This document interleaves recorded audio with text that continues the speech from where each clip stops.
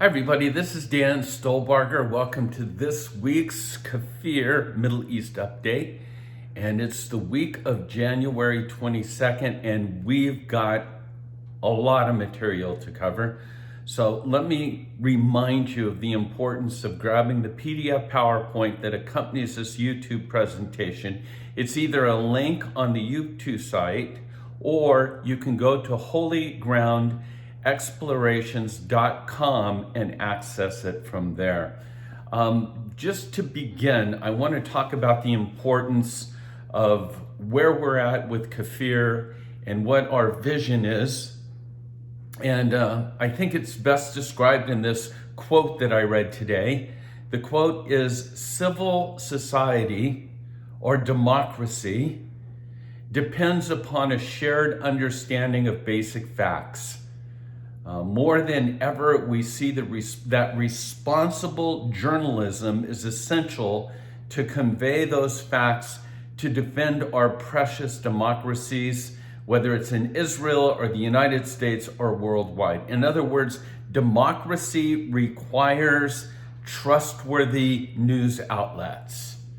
Let that sink in, because one of the problems we have, whether it's with big tech or whether it's with major news outlets, we have a biased media that everyday people like you and I have a very difficult time knowing who to trust. What information am I getting? Has it been vetted? Whether it be to the extreme right or the extreme left. Because of that, we want to grow KFIR, our global community. Everyday people doing our best to try to discern what is truth. We are a Bible-based fellowship. So each week, you'll get a Middle East update, which you're watching right now. You'll get Monday through Friday, you'll get 3 chapters from the Bible with different people that have been a part of KFIR like forever, which gives their thoughts and their it's just bite-sized. So you're not looking at pages upon pages, but we want to keep the Word of God in front of us. When Jesus said concerning the end of days, when he said, here's what you need to do. You need to watch, you need to pray, and don't be deceived. The good question to be asked at that would be, what are we watching for? And the only answer that we can give you is that we need to have the information that's contained within the Word of God. What does the Bible say about what's coming down the pike, I guess you would say. So I don't want to make this too long because we have so much information, but I'm asking you to invite your friends, your family members, your fellow church or small group attendees to join KFIR. You can go to the website. I've given you a link here. It's free. It's just something that we're feeling very, very strongly about at this time. So, news bites for this week. Well, there's a new pharaoh, there's a new sheriff in town. It just depends. There's a new president in office. So there are going to be changes. And here at KFIR, because of the past administration's attitude and views on Israel, we're very concerned. And so we're going to hone in on the Biden administration's relationship to Israel as well as Iran in the Middle East. Say what you want about Trump, a champion in Israel. Whether it's the embassy being moved or the Abrahamic Accords, and everybody's a bit leery to know, is Biden going back to the Obama policies, or is he going to pave a new way? I got my issues, my questions, but I want you to know up front, this is what we're going to be looking at. So when you look at his picks for cabinet, otherwise kind of from John Kerry to Susan Rice, you don't have to be much of a historian to know which way he's going to go. Nikki Haley says that I think this is going to be even further left than the Obama administration. Mahmoud Abbas, I think, is cozying up to Biden. His quote this week, "We stood tall against the bully." Palestinians hail the end of Trump. Welcome, Biden. And then he says, at least we won't wake up every morning expecting the worst. Elections coming up in Israel. That's going to have a lot to do with our perception and understanding about COVID, as well as Iran, as well as settlements, as well as the vaccine. I guess I said that. So we're going to take a look at that. It appears that the election, because remember, the Knesset is made up of multiple parties, and you have to have a majority. You have to have 61 seats. Likud, that's Netanyahu's party, is not close to that. So you have a series of compromises that need to be made as you kind of put your party together for a majority. The bottom line here is that whoever's going to have the majority in the Knesset is going to be dependent upon the religious right. Naftali Bennett's party is going to be the kingmaker. So keep that in mind. Before Trump left office, you probably heard this, that he's ordered the U.S. Central Command, which oversees the mission of the United States in the Middle East, to include Israel. The Wall Street Journal reported this. This is significant.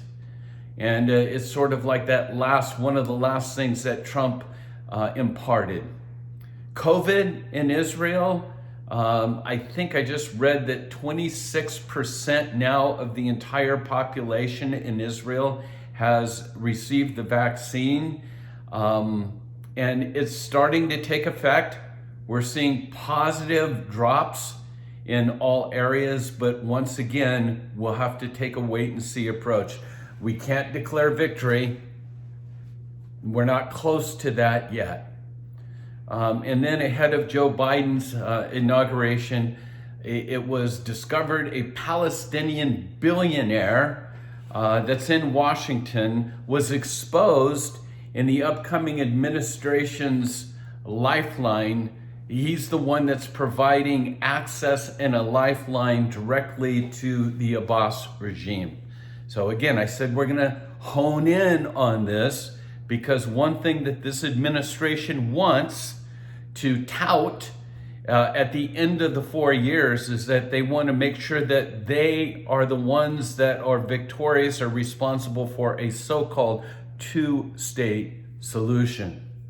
Well, my concerns, day one, Biden in Israel. Did you know that the Twitter account for the U.S. ambassador to Israel suffered a potentially explosive diplomatic revision on the first day, with officials saying that its description was inadvertently changed to read, the Twitter account would read that it's the U.S. ambassador that, it's as well as Israel, Gaza, and the Palestinian state sort of thing. And so the bottom line, it was changed right away. But for Israelis, this is a major concern. Those that spotted this altered profile question whether Biden's administration was already instituting a sweeping change in U.S. policy and how it deals with Israel, the settlements, the West Bank, and the territories under Palestinian control.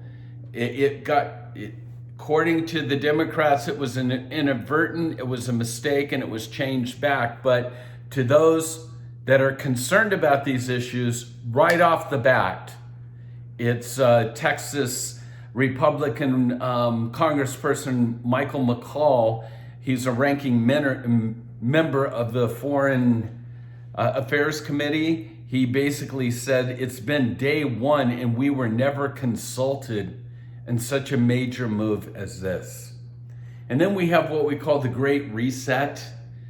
Today, with the challenging of the Guard, Israelis and many others in the region are concerned about the Biden administration, that they may align closer with the inflammatory views of Rashida Tlaib, as well as the policies of Obama, who sought to create daylight between Washington and Jerusalem not being in lockstep. And again, there are many that are looking at Obama's parting shot. If you remember, the Obama administration's parting shot to Israel in December of 2016 was enabling the passage of a U.S. resolution which claimed that Israeli settlements were a flagrant violation of international law. And it's the first time that when the vote was given, we did not use our veto. We abstained and it was passed. And it was earth-shattering in the relationship between Obama's administration and Netanyahu's. We know that tension. And so keep your eyes open. Gaza Rockets. On Monday morning, more rockets were sent into Israel. The question is, why would these rockets be sent just a couple days before the inauguration? It may be a wake-up call. Keep in mind that thousands and thousands of rockets were sent into Israel when Obama was president, and Obama kept Israel from any major retaliation at all. And so now we're looking at whether it's Hamas, Islamic Jihad, are they sending Jerusalem a message and say, get ready for this because we're going to keep them coming? Again, here's the refrain. We're going to have to wait and see and take a look at this. I'm running out of time. I like to keep these around 15 minutes and I have so much more. So again, let me stress, get the PDF PowerPoint. We always talk about are the Palestinians truly a reliable peace partner? There's an article here that Palestinian children are never taught to acknowledge Israel's right to exist, whether it's from their educational materials or the different programs that are on their television. It's always been the Palestinians' message to its people, from the river to the sea, Palestine will be free. So all of Palestine belongs to Israel. All of Israel belongs to Palestine. And they are consistently saying this to their children, that all of it will be returned to us. That is not a peace partner in my book. And then you have Russia to the rescue. Those of you that are prophecy buffs, you know that there's that Ezekiel 38 and 39 passage that's out there. Russia is now calling on Israel, at least last Monday, to let them know that the whole issue with Syria and the security in Syria, they no longer want Israel to take matters in their own hands. They're saying to Israel, trust us. We will rein them in. We will be the buffer zone. We will be the peace providers in Syria. Just trust us. And then we have a new Iranian bill. So this is always going to be in the front. What's Biden going to do in relationship to the Iranian nuclear pursuit? Are we going to get back involved in that? Did you know, and read this in detail, did you know, it's slide number 10, that there is a bill that was introduced into the Iranian parliament that lists the goals of eliminating Israel by 2041. The four main goals. Now, this is a bill that's going to be voted on in the parliament of Iran. The four main goals of the legislation are this. Number one, exact divisive act of revenge on the United States for the killing of Soleimani and evicting the U.S. from the Middle East. 1. 2. The continuation of Soleimani's mission of obliterating, destroying, and wiping out Israel. That's 2. 3. Counter alleged economic sanctions, which is deemed terrorism. And 4. Install a defiant foreign policy. Are we going to negotiate with these principles with a bill that's being voted upon for the destruction of Israel and for the revenge exacting from the United States because of the death of Soleimani? Open your eyes. Okay, CNN, blood libel. You might have heard this. CNN is bashing Israel for not providing vaccines to the Arabs in Judea, Samaria, and Gaza under the Palestinian Authority and Hamas. Did you know that Israel's offered? Palestinians have said no, but yet Israel's now blamed. But here's the bottom line. Palestine has been an autonomous region since 2004 under the Oslo Accords with its own healthcare, its own hospitals, and billions of dollars in international aid to buy whatever medicines it's need. Why is it Israel's responsibility? Again, anti-Semitism is involved in this. And then we have Rashida. I'll leave that article for you. And then some thoughts on Martin Luther King. I'll end with this because I found this fascinating. Of course, on Monday we celebrated Martin Luther King Day. And I don't think people realize this, but some quotes from Dr. King regarding Israel.